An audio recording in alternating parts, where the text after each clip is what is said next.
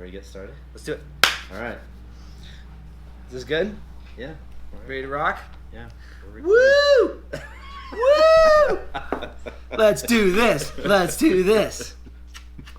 All right. Oh, got everybody? Yeah. Namaste, everybody. We got Matt here today with Enjoy the Journey. Today. Namaste in the van. Namaste in the van. So, when you come to the Stewart Cottage, there's 3 questions I always ask you. Mm-hmm. So the first question is, how did we meet? How did we meet? Well, I believe it was Flagstaff, Arizona. Yes, sir. At the Adventure Expo. Right. I was over at the Illuminous area really because the day before I had met them and just loved how they were more of a family style and was just drawn to that. Unbelievable. And so I came back over to say hi to everybody because I love the relationship. And you were hanging out next to him and we got to chat, and I remember being like, you mentioned Evergreen, and I have some friends here. I always come through Evergreen. Right. It is just one of those places that's already on my radar, and I was like, this is perfect. I will definitely come by and see you. And now we are here at the cottage, and yes. I'm Hanging stoked out. to be here. Yeah. I was really blessed to be part of that venture with the Luminous team, and they are truly a family. And kind of behind the scenes, the first night they take us all out to a family dinner. And so we go all to one of the relatives' house, and they're cooking a big spread of dinner for all of us. Mm-hmm. And you get to know a lot of people behind the scenes, and truly behind the scenes, the Luminous people are very full of integrity and honor and pride, and it's just a great, great organization. Yeah, that was a cool event. It's the first time I've ever been. It's overwhelming. It is. It's Like- a lot. It's the biggest in the world, right? Yeah, so if anybody gets a chance to go camping there and spend days and just do a section at a time, because there's so much to do and see. Did you by chance happen to see over where they've built that mountain bike kind of trail over there? No. It's insane. It's like state of the art where you can go mountain biking. I feel like I missed a lot, Oh, but wow. I think that's the point. I think Yes. you're not supposed to catch it on one go round, so you have to go again. But no, just being out there, I met some really cool companies, good Yes. companies that were smaller startups that Yes. had the environment number one Yep. in their core. And were really cool about hiking and van life, and so no, it was really nice. I met the guys at Planetary Design there, and really enjoyed Illuminous. Those are I definitely will try to go back. Yes. It was cool, but we're going to the Adventure Van Expo coming up in Dillon. Yes. I'm excited about that. And so we'll get more into your journey. Sure. The second question is, today, just in this moment, in this breath, what are you thankful for? Yeah, so this morning, and every morning I start with gratitude during meditation. Awesome. It is a amazing way to start. I think a grateful man is not a depressed man. That's true. I have not heard that before, but... Oh yes. And so I try to start every day thinking about gratitude. And today, this morning's gratitude was really about my community. He wants to hang. All right, get up here. Come on, you Come want on. a part. He wants to get on my lap. Come on, up. Come on. He'll get up Yeah, here. yeah, he'll hang. All right. Oh, now Molly's coming. Yeah. Yeah, well, we'll have them all up before too long. But what I'm thankful for is when I left in my van, and I'll kind of get into this story in more depth a little later, but I knew that there was a reason why I wanted to get out west. I wanted to surround myself with a new group of people, with a different perspective, with an ability to learn so much, and that was unknown exactly what it was. I just knew, I was like, I need to go out there and learn from other places outside where I grew up, what I knew. I didn't leave very far from Florida, where I'm from, Orlando, Florida, to the South. I went to school in South Carolina at Clemson, go Tigers, but I really didn't spread much outside of the Southeast other than small trips. And so I think it's important that we all get out. I think that we have to understand different perspectives, and the only way we're going to see different ways of living is if we get out there and see it for ourselves, not just hear the stereotypes or what other people say about a certain area and kind of make that decision on our own. I think it's very valuable, and that's kind of what drew me to van life too. We used to live down by Destin when I was in the military, Oh yeah. and it's beautiful, Beautiful. beaches. I don't know if you've So been there, but beautiful. like Oh yeah, Destin. they have the most Squeaky sand. Yeah, it's white. We get down there, and our youngest daughter's like, "Look at all the snow," and we're like, "No, that's sand." And she's like, "No, it's Yeah. snow." So we had to get out of the car, let her walk out, and see that it's actually like Sugar sand. Yeah, it's Sugar. not snow. But Yeah. the beaches are amazing. are. But that was the first time I'd met people like that had never seen snow. Mm-hmm. They'd never left Florida, Yep. and they didn't know what snow was like. And we can talk more about. I definitely want to get into your journey from Florida and like what brought you here to Evergreen today and how that kind of looks. And my third question is, who has had the most influence or impact positive in your life? Like, have you had a mentor, or was it a family member or a friend? Sure. And can you expand maybe a little bit of that journey and what that means to you and who that person Yeah. was? Yeah, 100%. I think that I've been fortunate enough to have had good mentors throughout my life, whether Okay. that's been family, friends of family, the tribe, the community. Right. As I got older, I realized the value of it quickly and reached out to people, whether they be advisors at my high school or within my Gotcha. college. I remember Joe Turner's a great friend of mine that I still keep up with. That's an old fraternity advisor that I created a great bond with. I'll always continue to know that I don't know. Yes. And because I know that I don't know, I know that I need others to help teach me. Yeah. So I'm always looking to find people that can help me grow and that I can learn and grow with. But absolutely, without a doubt, my mother Okay.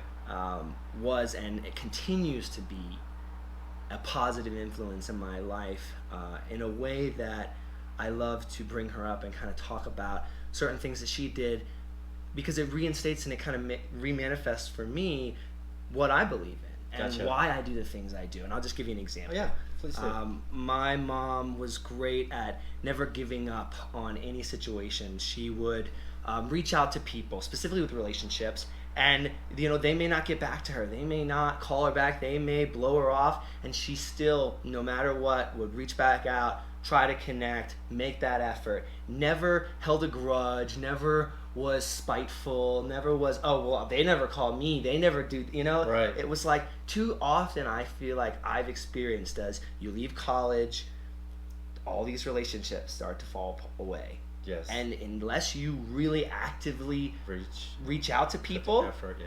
then they fall off. And it's not that you have bad intention, it's just that we all make priorities in Get our busy. lives. You get kids or Sure. relationships Yeah. or And a so job it's important though to try and connect with the people that you really do care about. And she always did a great job with our family and our friends about reaching out, and never had an acquaintance, always had a relationship. That's awesome. She had a relationship with the woman that did her nails. When I called this woman, my mom passed away, and when we had to talk to the people and let them know, the nail salon woman broke down in tears on the phone, when I Right. talked to her, and every single person knew her well, knew me, knew the family, knew the story, she knew them. It was about treating everyone with respect and Sounds like never giving up on a relationship. a lot of resilience. Yes. And it sounds like unconditional love. Yes. True unconditional, because I love is you hard. for who you are. I'm not judging, Yeah. and I'm not comparing, Uh-huh. and I'm not upset that you're not reciprocating the energy and effort for the relationship. I'm still going to do my part. Yeah. And so, yeah, that sounds And like a wonderful. people really appreciate that. They do. Sometimes it takes a while to see it, but I've already had friends come back to me that are just like, I appreciate that effort Right. and that drive, and it's made our relationship stronger, and it's made you more valuable in my life because of that. And so I continue to say, that was my mother. That was Right. someone who always made that effort, and so she is still inside me. She's always been the life of the party. She was the one leading the Macarena at every dance family event, and was always someone Right. that had fun and energy, and I love when people tell me that that's what they love about me, because I get to say, well, that was my mother. Yeah, that's a great trait. And It's a it rare shines trait, through. and it's tough. Yeah. I mean, because the older we get, a lot of times those people fade off, and we're like, Mhm. oh, we haven't heard from them, and it kind of gives us an excuse or a reason to not reach out because they didn't reciprocate. Sure. So that's We make excuses for right? everything in life, Yeah, right? yeah, we do. We make excuses and we make priorities. You're right. And we just need to be honest with ourselves that is true, that is Right. the fact, and then evaluate, hey, what are we spending our time doing, and is that really what we want our priorities to be? So you get up in the morning, and do you meditate every Yes, morning? every morning. Okay, and that's like the perfect way to start your day. Perfect. You've changed your threshold, you've relaxed, you're calm, you're present, you're in the moment. And then I missed your text. For those that don't know, I don't have any notifications turned on my Pretty phone. smart move. And so he sent me a text. He's like, hey, I'm in your driveway making coffee if you want to come out. Down by the river. It sounded beautiful. I'm in my van down by the river making coffee with Chris Farley. It's hilarious. Yeah. Yeah, but we're neighbors now. Yeah. It's like I enjoy when I come over and someone's like, well, oh, you brought coffee to well, you're my guest. Well, yeah, but we're actually neighbors. Like I live down the street right now. I have everything in my home. I have Isn't that everything nice? I need. And when just, we're just sharing our time and getting to be neighbors with people all over Right. is one of those things that's just addicting to me with van life, because I get that opportunity to say, hey, I'm going to have time and make time for you, and I'm going to really allow space for us to enjoy and appreciate a relationship that's way more than Right. surface level. That's true. And yeah. too often we're only working, at least I was in my job originally when I started out, only working, and everything else fell. The Right. workout, the mental health, sex life, everything, any hobby, any creative side Right. was gone. And that was what society said was success. Yeah. That's true. So, and it still says that. And right? that'll kind of get into my story, so I'll kind of lead it that way. But, Okay. Yeah, so if tell that's me. cool. Yeah, let's do that. So let's talk about, because I really don't know, all the details. How long have you been doing van life? Yeah, so we're coming up on the 2-year Vaniversary. I am stoked. Vanna White is her name. Wilson Flynn, my 5-pound Chihuahua, and Yes. I have been traveling in Vanna White since July of 17. Wow. So we are, at the end of July, going to be 2 years in the van, 75,000 miles in the van, 32 states, and 34 national parks. That's amazing. I'm so proud of you. I'm proud of myself. You've done a lot. But it's not even about the numbers, really. Right. I say that, but I really should stress the fact that I wasn't in a rush. I wasn't I like to live by the no plan, which was something I learned while backpacking. You're right. Where you don't plan anything too far in advance. Try to keep your deadlines. The less I have to be here and do this, the more, I'm going to meet this person and go on Right. this adventure, and I'm going to meet you and sit down with you and have a discussion. These opportunities come about in our lives if we allow them to come about. Right. But when we sit in the structured routine of work, coffee shop, bar, going out to dinner, go home, Right. we never are going to run into those people. We are never going to be That's engaged true. on that level. We are never going to be pushed beyond our threshold. We're going to be comfortable.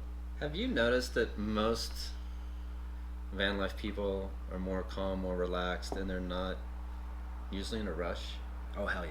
And that the flip side to people that we know that are still in corporate life, because that is occupying so much of their time and their space and their energy, that they don't have a lot of time to do and find joy and find the things in their life that make them happy. Well, that's it. It's not necessarily that they're doing anything wrong. And No. I try to tell my story because I was there. Yeah. I went to school specifically for construction engineering. I got a job in heavy construction in the oil and gas industry.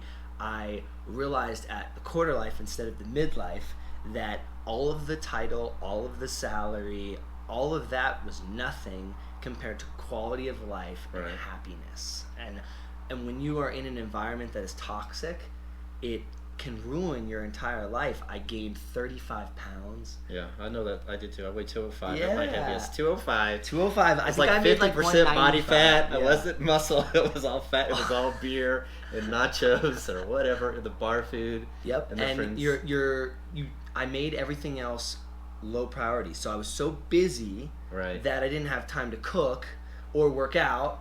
But I had time to go drink beer after Right. work because I wanted to let off stress, because I was so stressed about the day that I was frustrated, and it was just this never-ending cycle, working 6 days a week for 12 to 14 hours a day. And Isn't that crazy what we did? And I talk about healthy boundaries a lot of times because at that point we don't have a healthy boundary. We should not be working that much, and we shouldn't be dedicating that much time and energy, because then there's nothing left. If you're dedicating all that to work, you don't have anything left for relationships or for love or for joy or for peace or for your own self-care. And the problem is, everybody around you is also suffering through Yeah. this, so it's considered okay. Yeah. Your surrounding, It's your the norm, people are like, right. well, we're all doing this together, so don't complain, you know? But then you get out of that, and you're like, Right. what the fuck was I Right. doing? You Had know, no like I idea. was in a sulfur, area. We could smell the sulfur. I had a monitor on my chest that would let me know about 20 seconds before I was going to die. Yeah. I was like, Run. oh, dude, gives me time to pray. Oh, like, what is this for? Like, so I realized that life is too short. Losing my mom taught me a huge part of that lesson, but it wasn't entirely that. I've always kind of had this feeling that this lifestyle and this pathway that I was running on wasn't right, but I was just kind of following it. And I think my mom's death helped me be like, you know what, I have every right to do what I want to do, and to spend my time really focused on balancing a lifestyle of creative, of relationships, of work, of multiple things within my time frame that don't stress me out, that don't overwork me, that don't allow me to let everything else in my life go. Right. So that's definitely a pivotal point. Did you say that was 4 years ago? Your mom? My mom, it was about 5 years ago. Okay. No. Yeah. My condolences. Yeah, no, I mean, again, opportunity. Right. Life is not about what happens to us, but about how we choose to deal with it that makes us the people that we are. And I got an opportunity to say, you know what? Let's wear Hawaiian shirts at my mom's funeral. Let's celebrate her. Yeah. And we did. Yeah, that's we did. so We awesome. celebrated her, and I still celebrate her. And who am I to be sad when I had a relationship with my mother, unlike probably most people ever have with their family, even if they have 50 years with them. Yeah. And so why should I mope and be sad when I had something amazing and should be grateful? And that's perspective. It is. That's shifting that realm and saying, I choose to see this not as a sad thing, but as I am grateful to have had Absolutely. what I had. And my mom's legacy continues on. Yeah. Obviously with you and what you've done. And my sister and the people that were around her, I mean, I still to this day get people that call me and message me and talk to me about the way that she impacted their lives. And that is amazing. That is. And it's so influencing for me to continue to send that love and energy out, and to be that positive influence in other people's lives. And so she lives on, and I'm grateful that I even had her. Yep. You know, and It so should be. I don't look at anything in life as this like woe is me mentality, and I think that if you can shift that perspective, you really can live a much happier life. Yeah. And we talked about it a little bit yesterday. So, does your family think you're crazy, or did they think you're crazy? Like this guy's gonna go live in a van? Like, So believe it or not, this isn't the first crazy thing I've done. So by this point, my father, who is a rock and roll drummer to this day, he's a retired firefighter. Does he got long hair?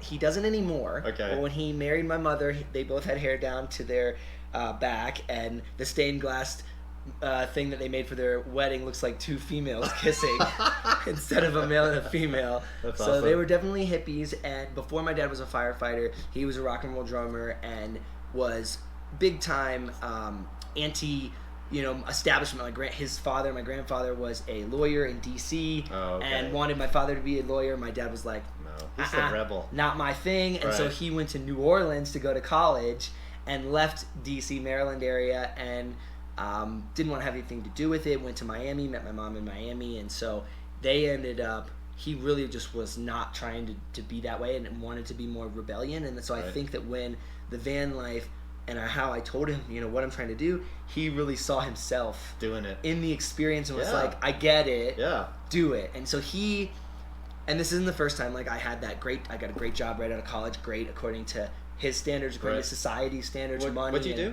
I was a construction engineer for a company called PCL. Okay. So I was basically a field engineer, a heavy oil and gas, project management. Down in like New Orleans in the Gulf area. In Port Arthur. Okay. Which is a horrible place. Yeah. Oil refinery after oil refinery after oil refinery. But yeah, like I worked on the largest oil refinery in North America. It was called Motiva. Okay. There were 14,000 people that reported to the job site every day to work construction, to build what we were doing. So that gives you a little bit of parameters of the size. This was huge, massive, and we were like really. I felt like I was a part of something big. Yeah, but I was a part of something big that I didn't agree with. Right. And I was a part of something big that pushed people around and used money to influence things. Right. And I was a part of something that was ruining our environment. And I saw it, and I smelled it, and I tasted it, and it was in the diseases of the people that I met and the locals that were around. And so I got a quick jump into that environment, and that led me on the path that I've been on from there into sales. Okay. Totally switched out of engineering. Right. Went into sales, selling construction insurance to construction firms. Right. And so I used my construction background and sales and to work with companies, which was it made sense in the head. But then I worked for one of the most cutthroat companies in the insurance industry. One of their logos, I'm not going to name them, but their logo was a line with two dots like this. Yeah. So boom, boom, your ass is on the line. Yeah. That was the logo. They would bring it out with like these banners with gold glitter on the bottom, like it was something fancy for the knights in the kingdom. I was very much in a Mad Men-esque style company. Right. Awesome experience. Again, I like to not look at life like this, like I have the goggles on. I like to pull the goggles off, and I'm sitting in the movie theater watching the screen. Right. So my life is just happening, and it was an experience, and I take it as an experience. I don't get all wrapped up in all the drama, but it was like the real world, like 26-year-olds all in one office being orchestrated by a puppeteer and a master. And so just working and slaving and just going. And no matter what you did, no matter what sales goal you met, it got doubled the next week. Never enough. It was never enough. It was pressure. And I just realized, okay, this is also not an environment I want. Right. This is not the people I want to be surrounding myself with. Everyone had a Mercedes. They sent their kids to the top school. Right. It was like status symbols galore. And so it was, again, creating this environment that's what I needed. That's what I wanted. And I didn't want that. Right. So that's when I jumped and said, I'm out of here, left the company, jumped on a plane to Dublin. I interviewed with like 4 companies before I left, basically saying I'm going on this trip, but I'd like to work with you, and kind of just did it as like a backup plan, but really had no intention of working with any of these companies and didn't. But like got a couple offers, felt a little more comfortable, and then just said I'm leaving and never didn't come back for 3 months. I thank my sister's ex-boyfriend Kevin. Hey, Kevin. Because Kevin, you sat down with me for lunch one day and changed my American-esque idea that traveling Europe could be done in 6 weeks. Oh yeah. Which is what everyone thinks, and I ignorantly did too. And said and really figured out how long I could stay. Made me think of how to travel totally different.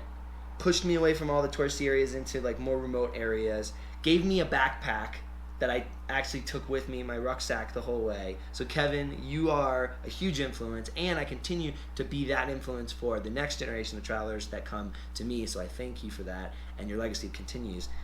But did you book a return flight when you went to Dublin? Hell no. So you just like, I'm going. Oh, then why would you book a return flight? That's not fun. I don't want to know an end date. No way. I didn't book a return flight until I think like 3 weeks before I left because I had to. And I booked it out of Berlin because I loved Berlin so much I wanted to go back. You mentioned you just in Germany. Yeah, we were there for 10 days. But you were in Munich, right? We were in Munich. We went to a wedding in a little town, Westernheim. It's one of the little suburbs of Ulm. We were actually there 10 years ago. Oh, And wow. we had gone to all the little, small towns and the larger towns when we were there before. But I plan on doing a video probably next week about my adventures Sure. in Munich, because to me, traveling is very important. Mm-hmm. I got the traveling bug right out of, well, I traveled quite a bit in high school. Like, we'd come up here and go skiing. We'd go down to Galveston Island or Corpus Christi, or we'd go to Eureka Springs or Taos, New Mexico. We do Sure. a lot of like Sure. kind of local traveling. But one of my friends joined the military and he was stationed in Delaware. And so this was late 80s, and so that was an eye-opening. Like, going from Oklahoma City in the 80s to Manhattan, New York, and like, I remember parking was $8 an hour, and I'm like, this is outrageous. Like, who can afford to pay $8 an hour for parking? Yeah, you know? yeah. And we went up into the World Trade Centers, and then we went to Philadelphia, and we went to Dover, Delaware, and we just, New Jersey and DC, and that's the first time I'd been to the Capitol and all that, and I was like, oh my gosh, I just want to see the world. Yeah, what else is out there? I want to see the world. I want to get out of this rut of what you were talking about. And so then I joined the military, and I don't think I've ever stopped traveling, Yeah. at all. So you backpacked in Europe. On the no plan plan. Yeah. Which, the way you do it is you book a hostel for the first night of any city you plan on going to. So just say we're heading to Budapest, and I'll book a hostel online for one night. I'll stay there. I'll take the free walking tour the next day. Right. I'll normally meet somebody in the walking tour, or a few people that are cool. We'll either go in on a room together at a hostel, or find an Gotcha. Airbnb together, or do something, or we'll meet some local. We'll go out and travel together, walk around after the tour, and meet a local, get invited in. I had that happen 30 out of my 90 days while I was traveling. That's so awesome. we were able to secure some sort of new experience that you never would have following Right. some tour guide or some paid experience. It's totally different when you are solo traveling, especially, which I think is so valuable. At least once, everyone should solo travel. Yeah. Because you're not ever alone. You're always pushing yourself outside Right. your comfort zone. You're learning so much. People are so much more prone to say, hey, come hang Right. out. Come enjoy this experience you would have never had an opportunity to do. And that is what story I tell when I talk about travel bug. Because there's so many words that we kind of throw around, but until you do something, you don't really understand it. So I try to tell a story to help people Yeah. connect. Give him a good analogy. Yeah, and I think that when you are out in Switzerland and you run into, Corsica, an island in Corsica, where I met one of my really good friends, Daniel, because the woman I was staying with from an Airbnb had broken up with her boyfriend that night and was drunk and tried to leave me on a scooter. And you think, oh, this is a bad experience, but I was dancing out in front of the band, and I ended up meeting Daniel and Aubrey, his girlfriend, and danced with his girlfriend Aubrey not before I met him, and then met him, and he was just like, if you have any trouble, you can stay here. Gave me his number. That's so awesome. Ended up inviting me to meet up with him in Switzerland, and a month later, when I made it to Switzerland, Right. took me, picked me up from the train station, rented a motorbike from his company, and he had a bike, so the two of us went through the Swiss mountains, and he showed me some of his Beautiful. favorite places. I ended up Lauterbrunnen is my favorite city in all of the Yeah. world. I went skydiving from there out of a helicopter, and we went hiking, and it's like a little town, Gimbelwald, which you have to take a cable car up. Yeah. There's no no motors of any kind, no noise. It's just like Perfect. the epitome of peace. Right. The beautiful little cottages are on these plateaus that yes. just have the Alps, on the other side, and there's just two chairs chilling. And they build homes to last forever. Forever, yeah. Like, they build it Springs. once. Like, they build stuff that's going to last for generations to generations. They have. And it's a quality of workmanship that's just unparalleled to so many other places. And when you get off the beaten path, when you don't take the train, I love train travel in Europe. It is convenient, but Right. when you get off the train and you take the back roads like we did Right. through Switzerland, we went down all these little valleys and through these little towns, and you see these beautiful, detailed buildings with all of the balconies, all custom, Ornate, wood, yes. design, every single piece. I mean, just beautiful. You think, how many man hours? How long did it take them to create that?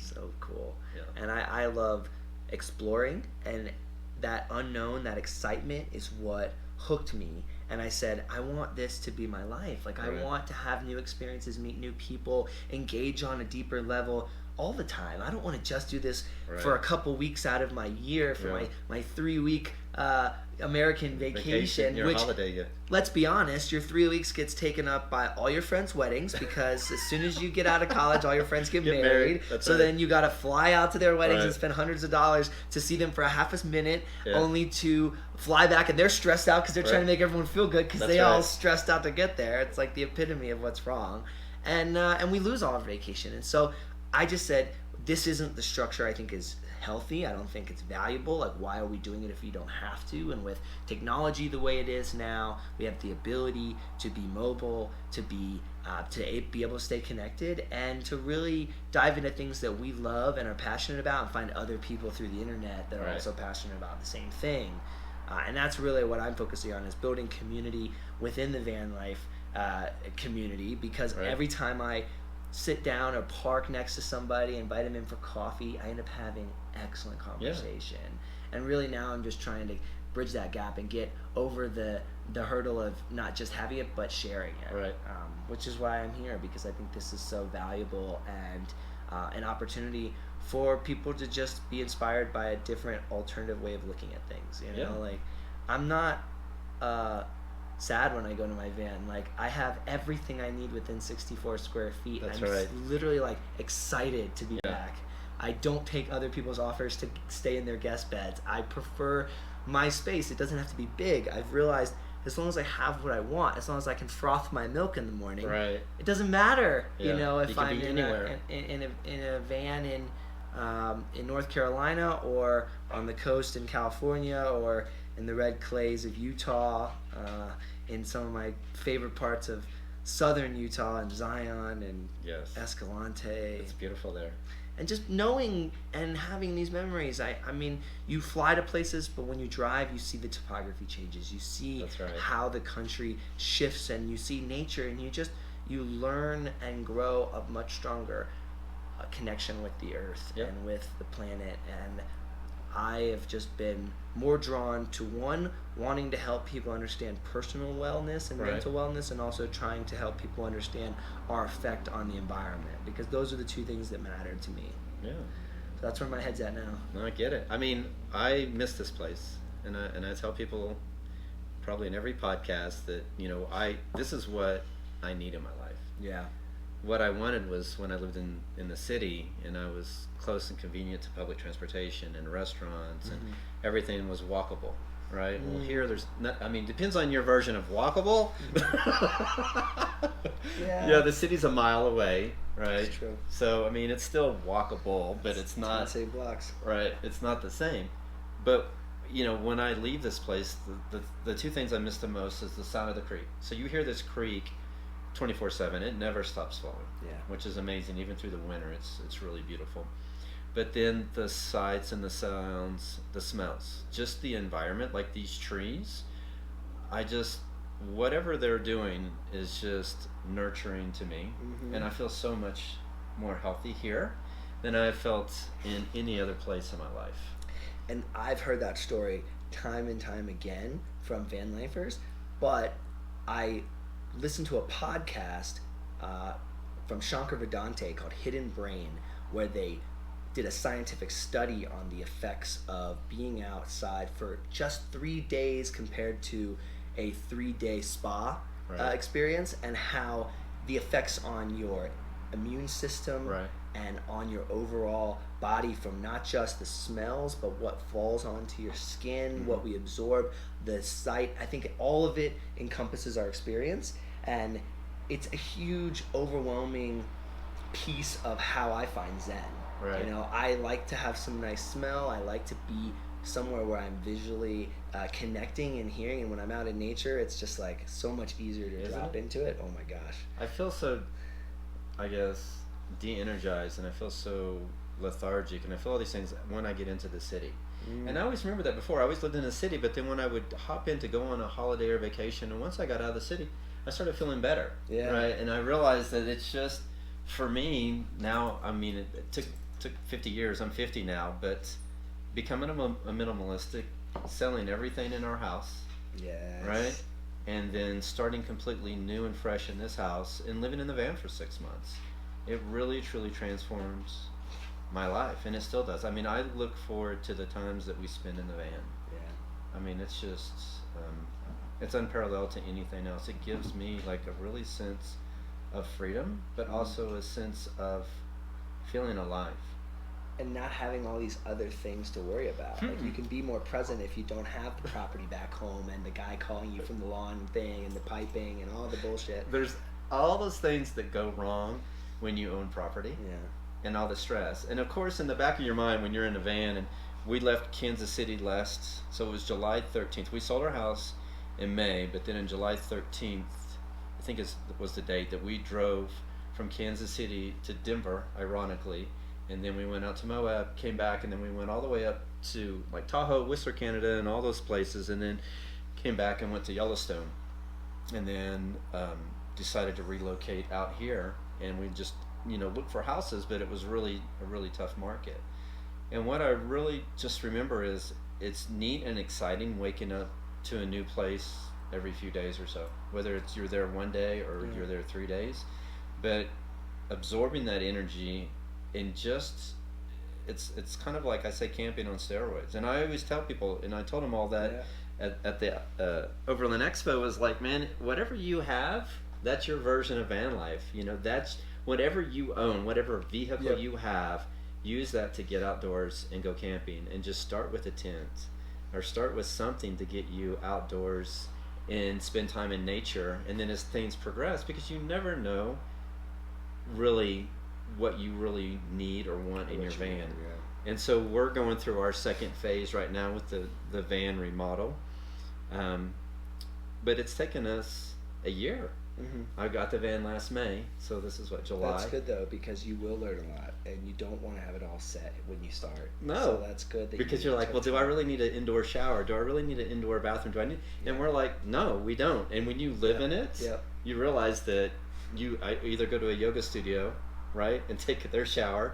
Or you're Planet going Fitness membership. Exactly. Or you find some kind of gym. Or there's a rec center. Yeah. Super easy. That's closer. Yeah. It's easier. And so like we would plan our trip because managing water. We had little containers for all our clothes. So I had 2 weeks of clothes in these containers, and then I had one for winter clothes. So all my clothes fit in these little containers.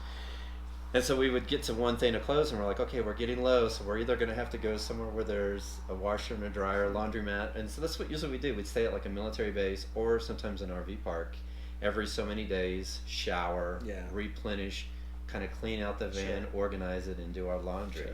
But yeah, so the next build will have like an outdoor shower, which we had in there before, but there's still no like indoor shower or restroom. Yeah. Because it's space that we can be occupied for other things. Once you're living in it, you realize what's more valuable, and you find that, oh, I make my coffee here, and I want this here, and I have my computer here, I want to work here in this area, so I want, you learn. And I tried to visualize as much as I could beforehand, to make sure that I like had the outlets where I wanted them and all that stuff, because I'm a bit of an overanalyzer, but it was good because I feel like I was much happier with learning, kind of as I bought it in December, and we didn't finish it until end of July, so I didn't start really getting into it until the last 3 months. But between the time we bought it, I was always, even before I bought it, for a whole year I was trying to watch people's YouTube channels and seeing like, oh, that wood, okay, I like that, I don't like that, and I want to do it's different. But yeah, I was looking at notes. I think I've been doing this for 5 years now, looking at different. I have notes of different types of RVs and pull behind trailers and cars, of the gas mileage or what the generator, how efficient the generator is, and all these things. I was looking at it, was like 5 years ago I started this journey, like really specifically trying to analyze like what serves us the best, because it's like And you hear people all the time. They say, your first RV or whatever you buy is not going to be the last. You kind of do it. And I was like, well, I know if I bought a van, it can really satisfy so many of the needs, wants, all the desires, and then later I can add a trailer if I want to pull something behind or however I can. And if you end up getting a place that you want to stay in, you can always have the van as a weekend getaway, and it's just always going to be something that you don't want to have. Well, when we traveled from Kansas City all the way up to Whistler, Canada, and back, so every major city that we went to, so like Seattle and Pikes Market. I don't know, have you been there? I didn't go to Pikes Market. I've been to Seattle. Okay, so we were able to park our van right at the edge of Pikes Market. You just parked there over there? Right there. When we went to Portland, they had the Friday night movie night. We were able to park downtown right there. So there's a lot of advantages of having a van because it's very versatile. Like you can pretty much imagine park your home being right there every time. Yeah. It's like you live right across the street from things you want. I say the roof decks are a must because you can get 14, 15 feet above, and there could be a free concert across the street or whatever, and you just park there and hang out. We did that all the time. We'd be always every opportunity I think that you can get to really be out where you want to be. My thing is the idea of a home sounds good for like a small portion of my life, and it's why I don't own property at the moment. I just don't see that as being satisfying and being more of like a nuisance and something you have to worry about. It is. Something you have to pay for, and even land. And I don't see the value when I love the diversity of being able to change the environment, being able to go in the woods and then go to the beach and go into the desert and having and then the city life and having a couple days, and I can feel like I live in a downtown condo because I can go park downtown for a couple nights and walk home and not drink and drive. That's have that one experience, and then I do that maybe once every 3 months, and that feeds that part of it, and then I can go feed the other part of it, and I feel like I have such a more fulfilled life because I'm able to be selfish, which is a good term. I'm bringing selfish back into the good pile over here because I think that too often in society nowadays we're not selfish. We cater too much to everyone else, and we're constantly sacrificing, and in turn not happy because we're not doing what we truly love. We're giving too much, and we're not doing enough self-care. Yeah. And doing that self-care, I always say that self-care is not selfish, right? But I understand your perspective is that, and that's what I say. That's why I started yoga teacher training, was for myself. It was to be selfish because we traveled so much. And if you go to any national park, there may be a little town, like I think Zion has a little village right there that has a really neat... St. George? Yeah, it has a really neat, there's some organic or really grocery great store and restaurants and things like, and they have dog kennels and all that. Yep. But the yoga studios at any of those locations are never opened when it's convenient for you because you want to spend your day hiking, right? Yeah. So when you come back at night, the yoga studio's not open, right? So my whole journey for yoga was because I can do it anywhere, create my own sequences, understand, and not have to hurt myself, right? So I get that because I always say that my journey to yoga started because I wanted to be selfish and have self-care. Yeah. How do you afford van life? How does this work? Is your dad still in a rock and roll band and giving you royalties from records? he always tells you this story about how he cut a record. He had $1 million backer back in the day, which was a big deal back in the day. And they cut a record, and they went to New York, and they paid to have it played on the radio. Which if you get played on the radio in New York, it could really be the catalyst at that time. And I remember they said they listened all day and they never got played. They took the money, but they never did the deal, and they never ended up getting played. And Mighty Joe Young. Yeah. For anybody out there that remembers him. But he still crushes it. I give credit where credit's due. He can crush it on the drums to this day, and he's getting up there. Yeah. Getting up there. But no, the way I make money on the road, well, it's twofold, right? Okay. So one is you got to bring overhead down. Right. The van already does that, but if you can focus on so you don't have rent, no power bill, no water bill, no trash fee, no recycling fee. So do you pay to stay in campsites ever? I don't. So you do BLM or you stay at a friend's house? National Forest, BLM. I stay all over, everywhere from sometimes in industrial areas of cities, in How do you find your fishing locations? areas. It depends. It's a combination of a bunch of apps. There's All States is one. Allstays is one that's kind of been around from the RV generation. I did buy it when I first started as an eager van lifer for $30. I don't really recommend it. There's so many good apps that are free out there. The best app, in my opinion, at this moment in time is iOverlander as far as finding places, because they have so many user-sourced places, and you can use it offline. So when you don't have service, you can still pull it up and find it, which is super beneficial. Of course, if you travel, you'll realize that you do not have cell service. Yeah. And so many of these places, in the beautiful places, Yeah. there's no cell service. Right? And then that's a good thing. It is. But you gotta plan ahead, and so there's a bunch of apps that are very quickly coming up behind them. So you've got the Van Life app, which is got a huge potential, but is still kind of in the beginning stages.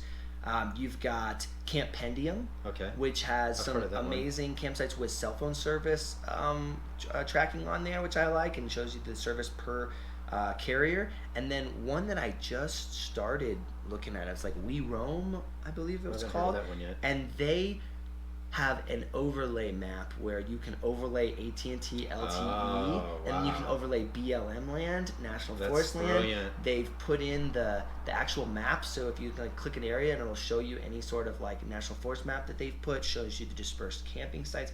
I had just started dipping my toe in the app. Recently they reached out to me, but it seems pretty cool. And there's lots of apps like this that are available for the community to not only find free campsites, but also to find other people and to connect on the road, because that's a cool part of the van life that I didn't realize was this community that we have.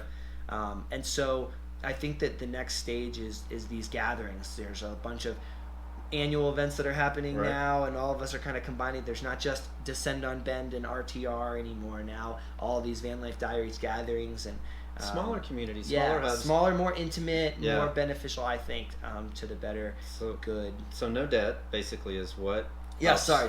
So no debt. So, well, I had debt. I went to college out of state. Okay. My parents paid for 4 years of it. I went for an extra semester. They said, you're on your own. I said, totally cool. I paid for all that with my engineering job that I got out of college. That allowed me to pay back the loan that they gave me, and put me in a better position with equity in the company and stock. Like it was like a private or employee owned. Which I love employee owned. If I was with a company, I think that's a really good model. But lowering overhead to next to nothing. So my bills, I realized I was spending money on going out and alcohol, like bars, restaurants, and just dining in general when I was back in Florida.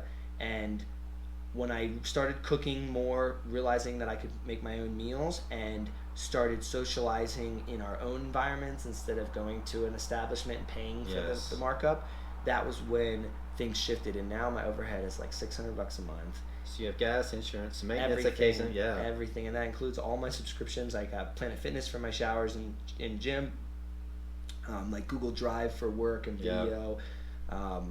You know, the Adobe subscription, those kind of things. So let's talk about your work. Yeah, video production. Okay. So, but see, work is a funny term, because work can be a lot of things. Yeah. And so this is I a love hobby? what I well. It started as a hobby. It did. You know, like I have been making videos for my friends since I was in middle school, and in high school I joined the TV production team, and they all had Macs, and I learned Final Cut when I was younger, and I made videos from our high school spring breaks that I wish I still had, but I lost, of course. But I was doing that already, capturing memories, loving video, but it wasn't a lucrative career. It wasn't engineering. It wasn't sales. It wasn't this path that I should have done. So after I did those two paths that I was told I needed to do, I said, I'm just going to try to go after doing video and just see if I can figure this out. That was 4 years ago. I took a drone with me. I bought a drone right before I went backpacking. So it had just come out with GPS tracking, so the flying was much easier. And I said, this technology is brand new. I'm going to go use it, and I'm just going to see if I can make this happen. And so I shot film in 18 countries, including the London Eye, the Atomium in Brussels, La Sagrada Familia in Barcelona, the Vatican, places that I probably didn't have permission to. Right. And I just did it, and Yeah. I was respectful and tried to be, out of the Right. way. But I came back with great content. I learned a lot. I developed my trade, and I started an LLC when I came back, and started picking up clients and learning from each experience. Each client's a different experience. The process is definitely a challenge at points, but you find what you like. You find the type of clients you want to work Right. with and who you don't really want to work with. And you learn from that, but you also have freedom and flexibility to run the Yes. business how you want to. And it's a more of a relationship where you're working and you're really ingrained in what you're doing with Right. someone. You're telling someone's story. And that's what video production is. It's telling someone's story. But before you can even press record ever, you have to get that person so comfortable with you Right. that they are themselves in Yeah. front of you. So my job is really relationships Yeah, first. that's true. And I've always been relationships. And so it's getting someone to feel so comfortable with you that they feel like you've been friends for years, and then pulling out the camera and then helping them kind of craft that story. But video production for me is 50% of the filming and editing, and 50% of the relationship and Yeah, the connection. That makes sense. Complete total First. sense. And so that's kind of something that I've never had in a job, and I've just built into how Right. I work. And so it's so much more fulfilling. It's still like sales. I Right. don't know where my next client's going to be. I don't know how I'm going to make enough money every time to figure it all out, and I'm okay with that. Yeah. And that's something you have to be very keen on, is that a lot of people are not okay with the unknown. And I look into a black tunnel with excitement and go running Like, what am yes, I gonna into get? the adventure. What is down there? I Right. don't know, and The I'm unknown. only going to find out if I take that jump. And so for me, it's about, yes, I'm going to fail. Right. That's normal. It's not about failure. It's about growing and learning from each step that you make. Right. And so failure is an opportunity to grow.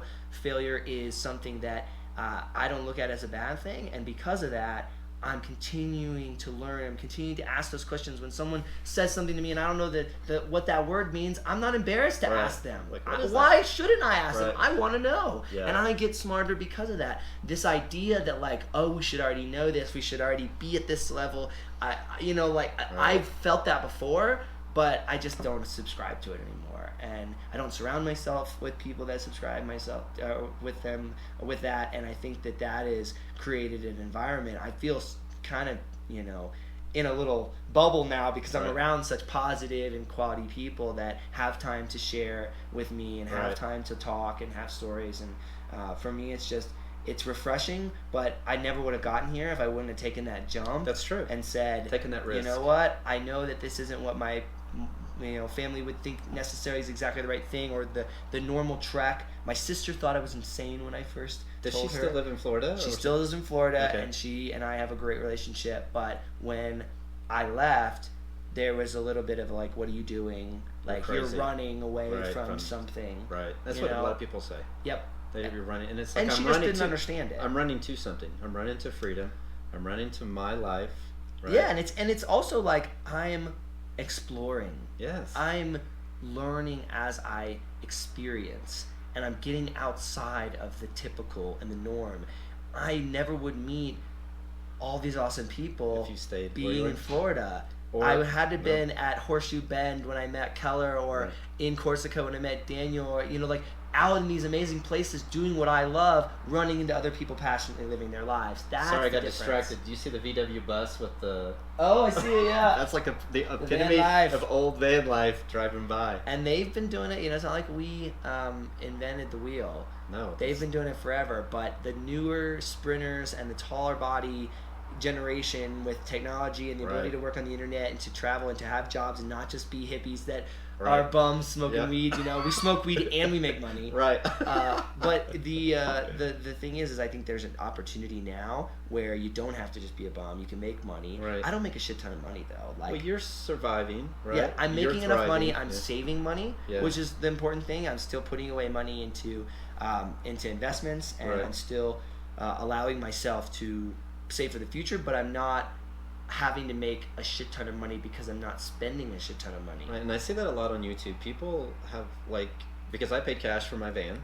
Yep. It's the biggest check I've ever written, right? So I wrote out that check for my van, and then I found a great company here in Colorado, Van Life Customs, that do stuff in a phased approach. So as I want modifications and things done, they're completely okay with it. It's Cool. not like a one-stop shop where you have to get That's cool. everything done at Yeah. once. It's like, and they'll work around it. They'll like understand. It's like, okay, well, this is better that if you're gonna add these other components, we should go ahead and add solar and do all the wiring now that we're adding the fan and all That's this cool. stuff. So it's been really, really nice. I faced a lot of challenges, and I'll kind of preface and put this out there first, because I always ask my wife, like, when we're done with the journey, like, what did you enjoy most about Germany, right? What did you learn most about yourself? And then when we closed on this house and bought it, so just to kind of be clear, we do vacation rental for this. So we rent this out, and when we rent it out, we go live in the van and we still travel and see things. So this is our home base, right? And because I go to the VA hospital, I have therapy right here, and I have acupuncture here. So this is like my home for health and wellness and care, but we still like to go venture. And I asked her when we were done, I was like, what did you learn the most about this journey over the last 6 months? And she goes that we travel really, really well together. And that being in such a close proximity with two dogs, right? Prince and Molly. You have a little dog, so you got to think about 2 people, 2 dogs. She goes that we really became a lot closer together. And she could see how, like, if your relationship and your foundation wasn't solid, that it would kind of tear you apart. And so I'm going to ask you two questions, and we'll talk about one probably a little bit more in detail than the other one. But the first one is, what have you learned? What were your challenges in the van? And then I want to talk to you about, like, have you ever had any serious relationships, or what dating is like for van life, to nomads, to these hippies that are traveling. So let's start off with that first. So your challenges that you've encountered, the unforeseen, like you didn't know, like flat tires, or did your transmission blow, or like you're out in the middle of nowhere and it's like, oh my gosh. Before I tell you my first day story, so I have a great first day in the van story.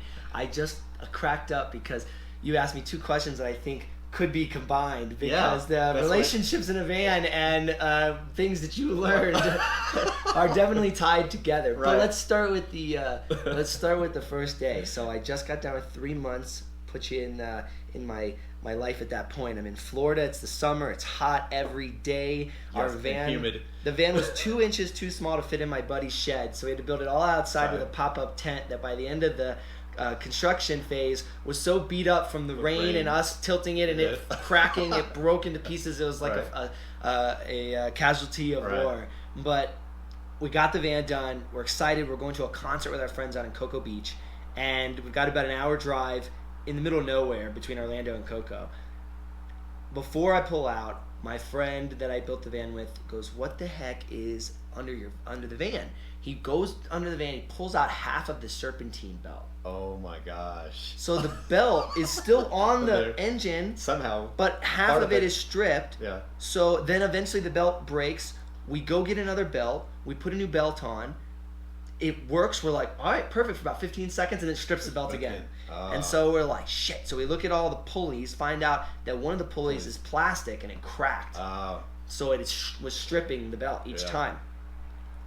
Not a tough thing to fix. Got a new pulley. We were good to go. The second time, the serpentine belt hit a few coolant lines, so now we're spraying antifreeze and coolant everywhere. So my girlfriend at the time was like, "What the fuck is going on?" I'm like, I don't know. And it wasn't that bad. We were able to fix it. But if that would have happened while we were on the road in the middle of nowhere between Orlando and Cocoa, and I would have just gotten a battery light on because I wouldn't have known, and like with my naivete at that point in van life, I would have been fucked. Right. Yeah. And so I again could choose to say, "Oh, this was a horrible thing," or say, "Man, wasn't I fucking lucky?" Because I feel so grateful that it happened there. We were able to fix it. We missed the concert, but we didn't get stuck on our first night out in the middle of nowhere. And we haven't had, knock on wood, any problems. Wilson and I have been in the van for 75,000 miles, and a couple of glow plugs, some sensors, so and like some simple stuff. Perfect. Oil changed every 10,000. Right. And you know, those old Mercedes turbo diesels are what they read. You know, I've read all about it, and so far it's been that way. Like a workhorse, I think she's at 306 now. Wow. Yeah. Still Yeah, pumping and as I'm easy tour. I go 55 miles an hour. Oh yeah. I am not in a rush. I'm enjoying my journey. I usually do living 69. that. That's like my Yeah. threshold. Well, in the older vans, 55 is probably like the best as far as gas mileage. I get Yeah. 25 miles to the gallon. So I got, mine's a diesel too. Yep. But I got the 373 rear end, so I could tow 7,500 pounds. So when I left Kansas City, went up to Whistler and back, it was 18 and a half. But I was doing 80 The whole way. a lot of the times. And then with all the extra modifications on there now, I'm about 16 and a half. Mm-hmm. But I still drive slow. Well, what I would suggest is next time you take a trip, use the Google Maps feature to avoid highways. Yeah, and see. And stay off of the highway. And not even just for the gas, more for the experience. Yeah. When I did the caravan from San Diego to the Teton Valley Van Right. Life Gathering, that was all off the interstate. Yeah. And I loved it. It was so much more enjoyable because I could really relate life to the interstate and, Right. and whether you choose to drive on it or not, because Right. yes, it will get you the quickest from A to Right. B, but you will just see white concrete the entire Yeah. time. You will Right. be zoomed through all the nature Right. of life. You will expediently rush through life and Right. not enjoy it. Or get off the interstate, not have the trucks flying Right. by you. It's much safer to not be on the interstate. The Yep. interstate is dangerous as far That's as true. wrecks and accidents. So you get yourself off of this, off the interstate, and you really get to see the country. You're getting better gas mileage. Yep. You're safer, and in my opinion, it's just a more enjoyable route. We do that when we get to our location. So when we get to our spot, But you're Right. focused on the Yeah, on the the destination destination, instead of the the journey. journey. Yeah. Like yes, Whistler's amazing, but what about all of that area to Whistler? Have you that been there? didn't- I have not yet. You have to go. I have a pretty funny. So me and the Canadian Border Patrol are not on the best terms, and it was Right. nothing bad that I did. I was actually honest and You told weren't them I bringing, was like, guns? No, I told them I was a video producer wanting to work with a company in yeah. Canada. You Don't say ever that- do that. No, never. Because You're on now I'm vacation. working. I never always No. for personal, which I was gonna spend money and do personal You're too. on But holiday. now every time they're like, well, how do we know you're not gonna work up Right. here? So it's a pain in the butt, and Yeah. it's kept me from that. But I'm hosting a caravan, so these caravans are becoming more regular. I'm hosting one coming up to Taos, but in the future, 2020, we're going to be going to Alaska. So we're doing a Baja to Alaska, hang out with your wheel friends. Really?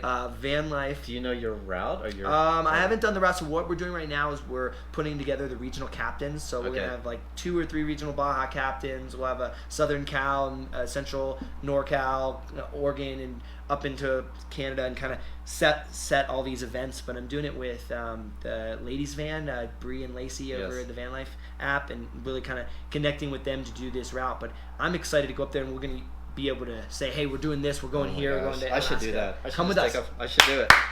I should do it. We've always wanted to go to Alaska. You know you want to. So tell me. Baja to Alaska we're doing. Yeah. And the t-shirt's going to say, hang out with your wheel friends. Yeah. My friend Lacey, I think she came up with that. She's the one that told me. But it's so funny. And you can come too. So you really haven't had a lot of unforeseen circumstances, a lot of challenges. Fortunately, it's been very... it's been a really great experience. I haven't had any like break-ins or super and engine troubles. I've met people on the road and had interesting experiences Right. with relationships. I started with a girl, a girlfriend I was dating at the time. We built the van together. In Florida. Yeah, she worked in a restaurant, so she would go to work every day in the restaurant, and I would work with my buddy on the van, but she also would help out and do some Right. stuff with the van too when she was around. And so we really kind of went into it together and had to be more accommodating. So this is Right. kind of why I talk about selfishness. Like it wasn't a bad thing, but it was really difficult for me to focus on what I was trying to do, but also her to be able to work and work out and do all the things she wanted to do with one car and one house. Yeah. And so that's why I quickly learned that relationships in a van with the person is very difficult. I'm much more prone to wanting to meet someone that has their own van, that took their own initiative, that Right. built their own rig, and then we can make a 2-bedroom apartment by Right, each other. backing up Backing it the in, yeah. vans to each other. And, Or next to each other, That's open exactly, the doors. Exactly. That's Picture. my favorite. Yeah. And more solo female travelers are coming out now A into ton. the community I thing. see that. So happy. I think that's a lot about empowerment. Yes. You know, that, and I've noticed this, I don't know if you've noticed this, like when you go to national parks, Mm-hmm. I primarily see more solo women hiking and backpacking than I do men. And I don't know if it's just a trend that's happened this year or what, but I've noticed that, and it really makes me excited that women are becoming fearless. Yep. That they're transforming from ever being a victim in this lifestyle or in this society, but to be a hero. Yeah. And that they love and trust themselves enough and are fearless that they can go out on these journeys and these adventures. And I think it comes from, obviously everyone has their own experiences, but I've seen from friends of mine that are solo female travelers, and shout out to all of the friends of mine that are really putting up content and allowing Yes. people to see, hey, this is how I do it. You know, Lisa from Vacay Vans always does a great job of expressing what life is like on the road. And Sam from Sam Van Zam, she's always talking about solo female traveling and how she stays safe. And Right. the more we talk about it, the Yes. more people feel not afraid. And then the more they stop listening to their friends and family when they say, hey, I'm going to be in a van. And your friends are like, you're crazy. You're going to get killed. You're going to that and that. And it's like, well, you've never left the state. Like, you don't need to be giving me advice. And when you get out, then you realize, yes, that's exactly what you should have done. It was an opportunity. Right. And so now I think it's happening. You're seeing it across the board. It's awesome. I mean, I love it. Those women are really empowering other women Yep. to do it, and I think it's very liberating to see their journey and their path. Because the thing about them, the ones that you mentioned, they're real.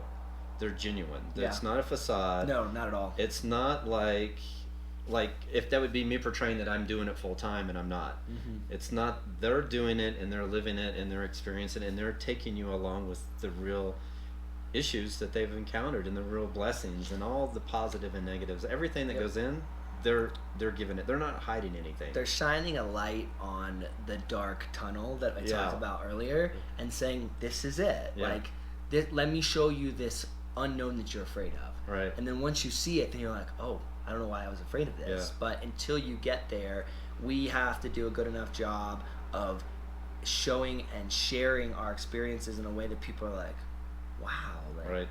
they really are living it. Like, Matt really is living a passionate life full of the things he values, that's full of balance. He's not working full time, Right. and he's okay with that. Yes. That's accepted in his community. He's allowed to have time to focus on other things. And looking at life differently, to me, is what I want to inspire people through my story. I think that too often we fall in line with what everyone else says we need to do. Right. And that's why I keep saying selfish, because it's easy to fall into the cultural norm and to do what is successfully considered right. But if you're selfish, if you really hone in on what you love and what you find yourself doing in the middle of the night when you're not working and you're interested in Star Trek, you're interested in pinball, or you're interested in backgammon, I don't care. Just do what you love. If you like to create video, if you like to write poetry, I've seen so many people in van life, and this has been really cool, that have really flexed their creative muscle in a way that they've never done before, and with a community that's so supportive that they've opened up and gotten so much better. Because too often, and I love the book The Four Agreements, shout out to Kevin and Christy for first originally recommending it to me, but it's so good at dialing in on the fact that we make agreements with ourselves. Yes. I can't sing, I can't dance, I can't this or that. Fuck that. Right. Like, we need to stop making these agreements and realize that we're hurting ourselves and we're hurting our potential when we allow these cultural norms or these agreements to fester within us. And so if we can break that mold, it really helps us be selfish and be who we are and learn who we are. Yeah. I mean, don't know that. I don't discredit college education, because the things that I learned through that experience I use every day. Sure. Right?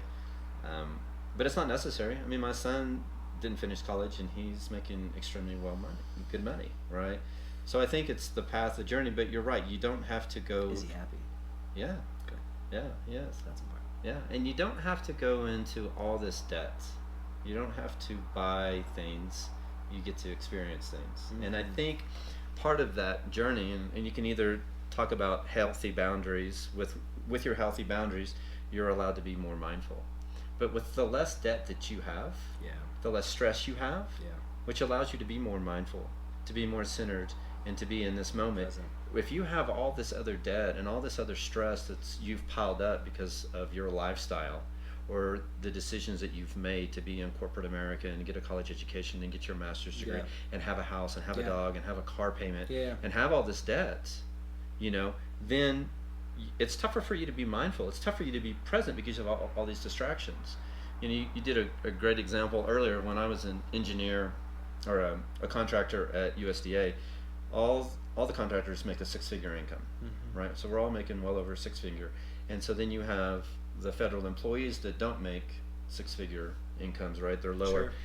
And it's funny because you pull up in the parking lot and it's like an unwritten rule, but over here's closer to the door where all the federal people park. And then over here on this other sections where all the contractors established, right? No written rules, no but signs, it's just like people they don't mix, right? They don't mix at work, and they don't mix, and it's so funny. But you look in the contractor, and there's Audis, and there's BMWs, and there's all the nice, Infinities and stuff, and then you look over in the employees, and it's 1980s and early 90s cars. Yeah. Well, I'm taking the bus every day. I'm running public transportation. And finally, people start asking me. They're like, "So do you have like a DUI?" Like, why do you take the bus? Why are you doing that? I was like, okay, well, do you realize the bus is $50 a month in Kansas City for unlimited rides? I can go anywhere I want. It's not as always convenient, right? It may take me a little bit longer, but it's $50 a month, and that's my expense. Like, I don't have to have a car payment. I don't have to have insurance. I don't have to have maintenance. I don't have all this stuff. Yeah. Where these guys are spending thousands of dollars a month on their cars, and so it's keep up with the Joneses, right? And so, now I'm retired, and they're all still working, right, and still making car payments and house payments and things like that. But it's really a set of what you would say priorities. But what I've begun to really realize is that the less debt, the less stress, the more mindful you can be, the more present you can be, the more healthier you can be in your life, because you're not always worrying about all those other things that are going on. Yeah, no, I totally agree, and I think I have to give credit to my parents for allowing me to have that financial stability. Right. I didn't have to pay for college, which was $80,000. That's a lot. And would have saddled me with a shit ton of debt. And I'm very cognizant of the fact that many of my friends are saddled with that debt. And I talk about this a lot with people because I think that if a large part of your economy isn't allowed to pay into that economy because they're paying their debt payments, then how do you stimulate the growth? And how do you allow for a huge part of our population to help bring the economy up? And so I think we're really stagnating an entire generation by saddling people with such a big amount of debt that it's kind of like the housing deal where everyone's like, you got to get a house, you need to get a mortgage. But people don't say that. They're just like, oh, this is what you do. They're like, so I just go to college and I'll pay it back later. Right. And then they get all this debt, and then they don't get the job they wanted. And then they're like, well, man, I'm on the shit end of both sticks. Yeah. Like, I got the debt and I'm getting paid shit, and I can't get the job I want. I'm not being valued, and I also am stressed out. And then add into that kids and marriage and all the other things that make you really, again, have to sacrifice a ton. And before you know it, I'm talking to people that they have kids, they can't leave their job, they're dependent, they have dependents, they basically are stuck, and they hate their lives, they feel trapped, they don't know what to do, they're just kind of in this routine. And I am fortunate enough to talk to a ton of people, but unfortunately I hear that story way too often. I have so many friends in their 40s are still paying off college debt. Yeah. And their student loan debt is more than their rent or their mortgage payment. Right? So they're spending more. They've spent more over the last 20 years on a college education than they have on their property. Because you don't look at the interest that gets spent on these mortgages and all the closing costs, all the fees. I mean, it's not a guaranteed good investment. And people saw that in 2007 when the market went to shit and they owed more than they valued on their home. But again, I think we're putting ourselves in that same position, and that's why the van is a great step towards getting away from that mentality. Right. Because it's like, no, fuck that. I'm not going to saddle myself with even more debt in a house maybe they learned the lesson from school or from their friends, but hopefully that is, I see these memes all the time now from my friends where it's like starter home, or you live in a van down by the river, and now it's like, oh, this is the true van, like this is my real starter home. Yeah. And then you look at, wow, what is the lifestyle that they're able to afford, like the time that they have. Some new friends of mine, actually, Kit and JR, their mottos kind of similar to mine, that idle theory or enjoy the journey are very similar in the sense of like the slow movement. Right. We talk about slow food a lot, but just understanding and having an enjoyment of a process and then not being rushed through something because you're trying to get somewhere else. I just realized that all of this, where you have to know, oh, I've got this going in here, it takes you away from being present.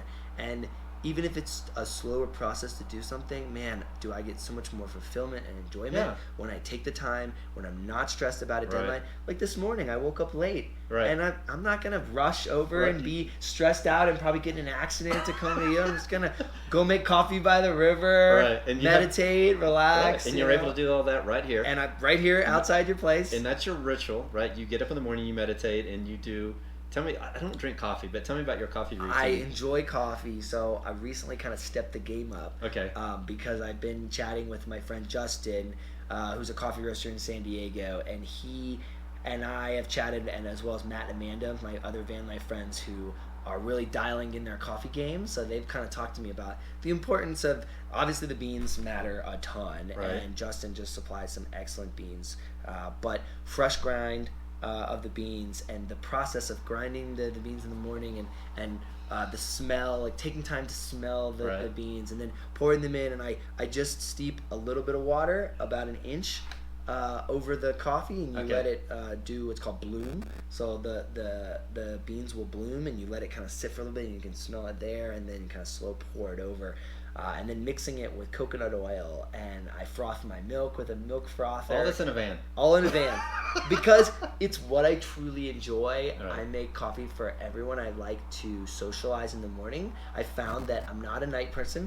I normally am in bed pretty quickly at night, so I love to socialize and bring people around when I'm really like alive and active. And so in the mornings, they're perfect for me. So that's when I make coffee, and it's become a thing in our van community. Everybody that knows me just comes over to my van in the morning because they know I'm making coffee. They know it's going to be awesome, and they'll come and hang out. And so it's a nice thing whenever I'm around my van fam. People always just congregate to my van in the morning, and I built my van not to be a mountain biker, not to be a rock climber, but to actually live in it and to socialize in it. And so my van is set up with a long galley style that people can sit on a big couch and have enough room for 6 or 7 people to just comfortably conversate. And I did that because I really didn't want to lose that. I love that. That's like me. Nothing makes me more fulfilled when I'm serving coffee or mimosas and everyone's hanging out and we're all having a dialogue and a conversation. And so again, that's me being selfish, just realizing, hey, I like the mornings, I like coffee, I like this, but then cultivating something I can give and I can share and I can, create community around, but also doing what I really love. Now that's important. It's not, oh, I'm doing this because people are going to love me because it. Yeah. They do love me because of it, but I do it because I love it, and then I love what happens, and so I find fulfillment in myself first, and then they also really benefit, which I enjoy. Well, that's what I host yoga teacher training, and one of the things that I kind of preach or tell people, it's more of a life coaching experience, and we learn some yoga, right? And it's always a struggle for people because you'll see how they struggle through this, because yoga does 2 things. It's going to let you know what you do really, really well. It's going to also let you know the things in your life you really need to work on. Mm-hmm. And that's why people avoid yoga. And I'm not talking about just the physical part of that, but the whole entire journey. But one of the things I talk about is finding your gifts and your talents and sharing that with your community. And I think that's what you've been able to do. And that's very, very important, because that's how we connect with one another, whatever your gifts and talents, and realizing your gifts and your talents. Let's talk a little bit about the caravan and that community, because like when we met, I'd never been to an outdoor expo event like that. That was my first one.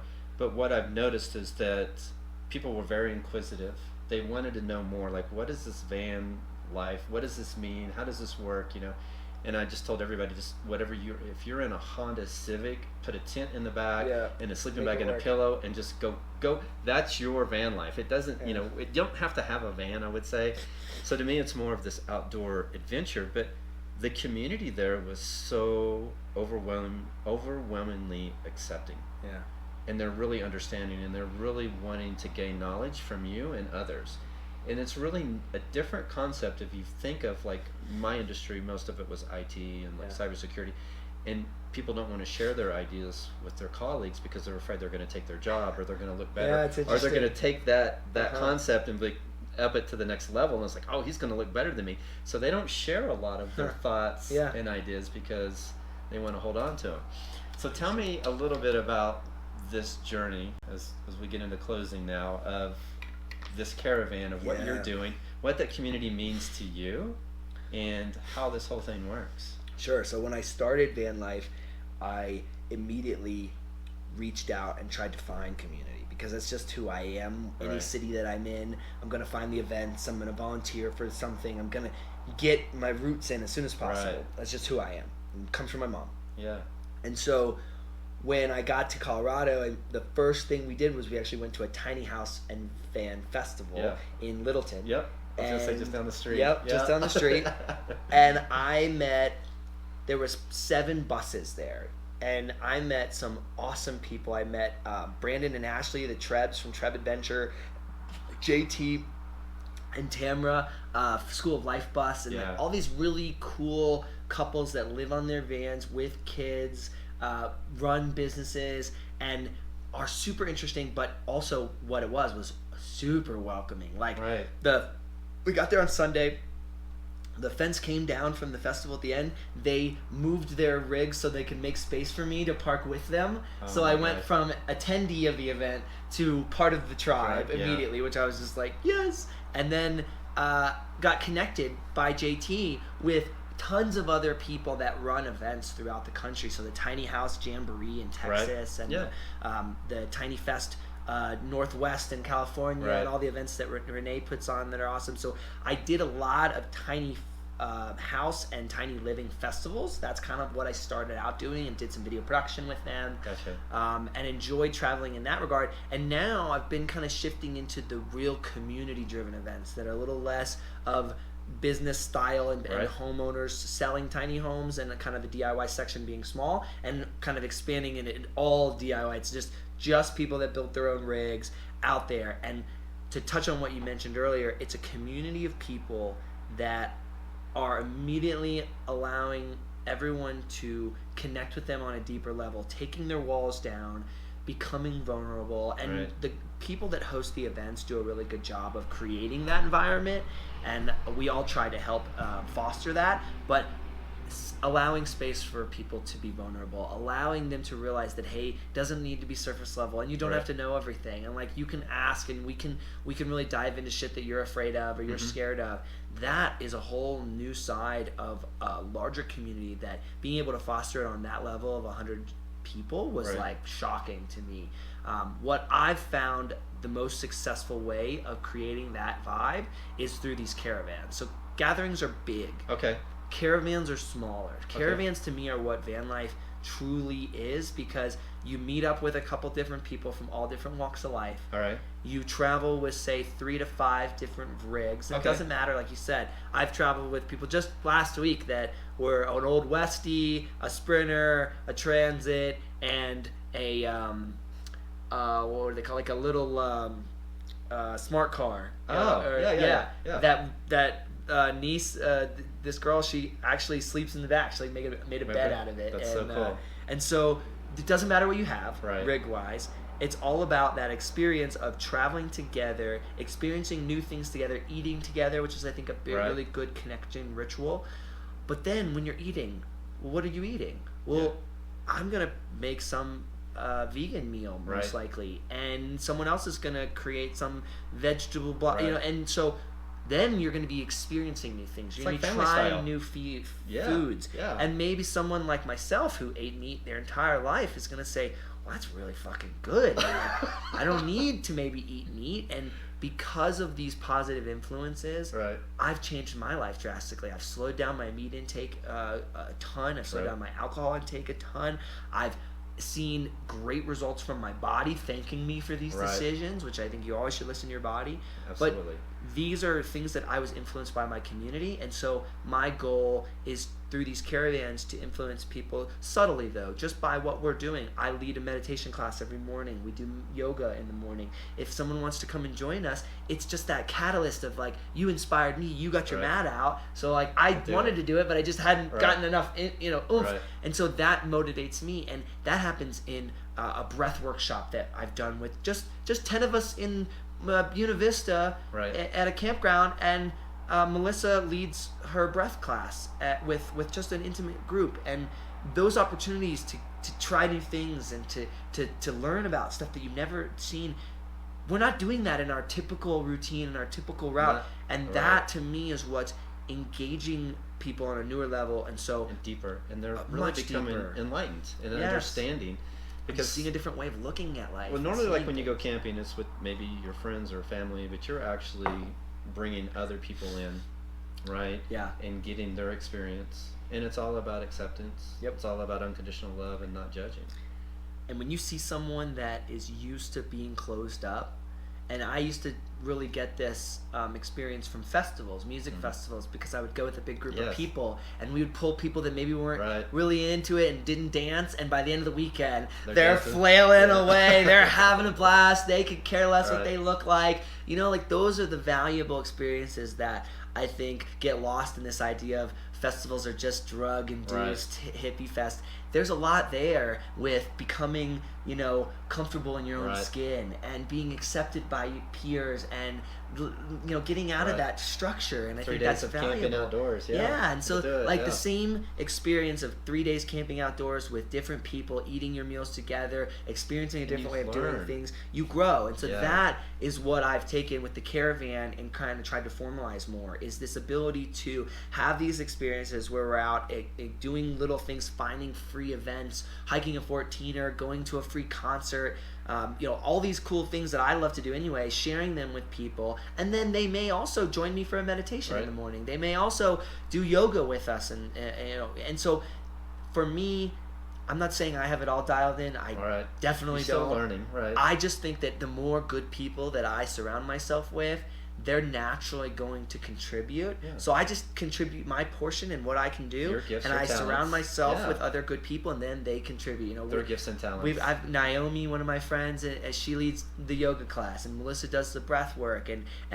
our other buddy Anthony smoked some awesome meat for all of Right. us, and I enjoyed the hell out of it. Right. Like sometimes it's worth appreciating someone that's offering something, but then we also offered something that he'd never had in a vegan meal, and maybe someone like him who I was like, who ate meat every day, is starting to think a little differently because being influenced in a positive way. And so that's my whole thing, is I just think that we're a direct reflection of the people that we surround ourselves That's true. with. That's true. So if we can find a community like this, it is not only refreshing, but just so valuable to me.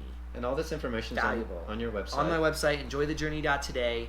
And so when's the next caravan? It's leaving coming up. Right. And Yes. the place I was just at, Taos, New Mexico. Taos, New Mexico. Unbelievably beautiful. Kit and JR are awesome. They're putting together a great event with Van Life Diaries.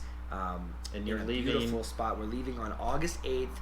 We're going to be traveling from Denver to Taos, but we're going to be going a route that goes through the mountains, through the Dillon Amphitheater for a free show, as well as the next day the Adventure Expo, the Adventure Van Expo, which is a free event and an awesome, cool time, and then down through Twin Lakes and Crested Butte for some hiking, as well as a 14er. We're going to hike Mount Elbert.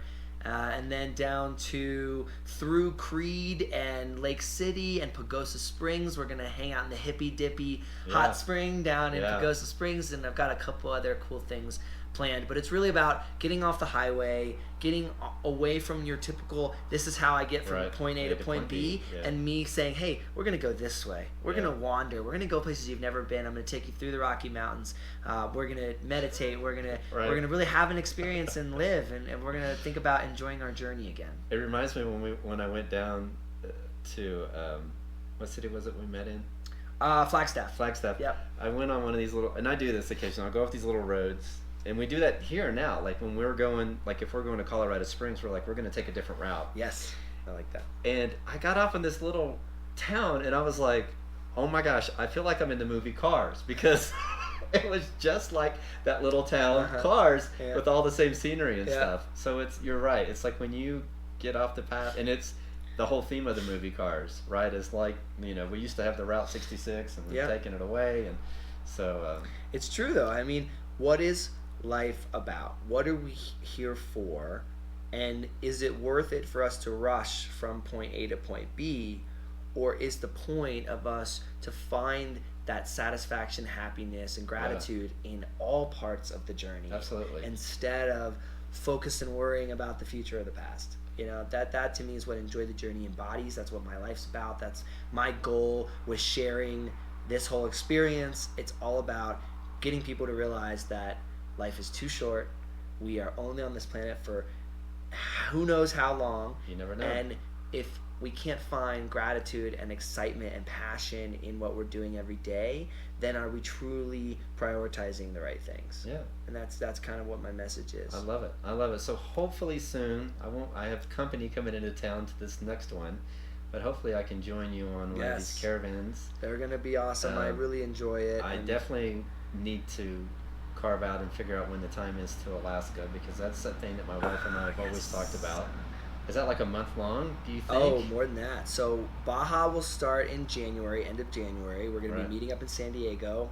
We're going to be rallying. Which is my wife's favorite town in California. It's a great van life town too. She loves that. That's her favorite California town. I spent 4 months there this winter from January to April. Actually, from January really to like June, but I left for a few months during that trend.